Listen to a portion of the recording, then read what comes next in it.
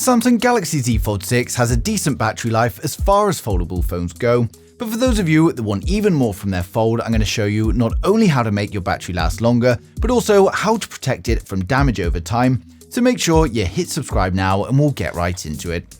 So the very first thing that I recommend most people do is change the performance profile to extend the battery life. And this is a setting that by default prioritizes power usage, but for the day-to-day user, this isn't going to be the best option. So to do this, all you've got to do is head over into settings, scroll down to device care. In here, you press performance profile.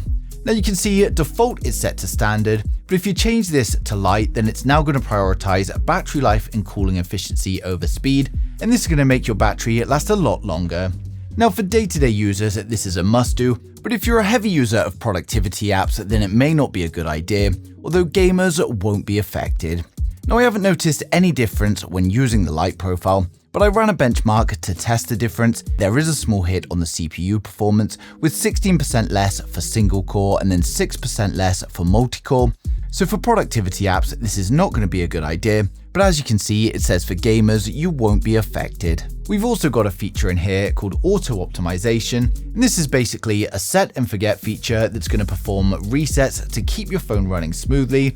And you can choose restart when needed, which is going to restart your phone automatically when performance issues are detected. Or what I like to do is actually restart on a schedule.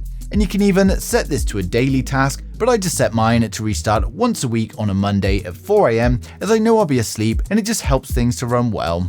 Now next up, we can change the battery settings, and we can do that by pressing the battery and device care here, or you can go all the way back, go to settings and then press on battery. Now of course, we've got the power saving mode for when you're desperate, but I'm sure most of you are aware of what this is and how you turn it on from your quick access menu. But if we press on power saving and then press the three dots in the top right, we can enable adaptive power saving, and this is going to turn that power saving on and off automatically based on your usage patterns. And then if you head back, we've even got more customization on the actual power saving mode as well. But personally, I leave them all enabled apart from limit apps on home screen. Now the next setting we've got is on the battery protection, and I actually recommend everyone uses this as it's going to adjust the charging behavior of your battery and it's going to stop it from overcharging unnecessarily. Now we've got 3 levels to choose from, which are basic, adaptive and maximum. Now basic is just going to stop charging your phone when it hits 100%, and it won't provide any more charge until it drops back down to 95%, and this alone is going to help the longevity of your battery capacity. Now maximum is going to stop charging your battery when it hits 80%, and while this is the best for battery health, I can't imagine anyone wanting to use this as no one wants to wake up with 80% battery. Now adaptive setting is actually going to be the best for most people, and it's going to use the maximum setting while you're sleeping, and it's then going to switch to basic just before you wake up, so this provides you with the best of both worlds. Now the adaptive is however based on your usage patterns, so if you've got irregular sleeping patterns like shift work, then this isn't going to be suitable.